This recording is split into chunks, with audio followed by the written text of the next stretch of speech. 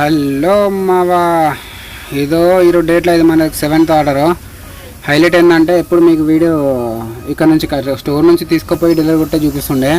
First time మీకు clarity ఇస్తున్నా. Return pickup customer దగ్గర నుంచి మనం స్టోర్కి తీసుకురావాలి.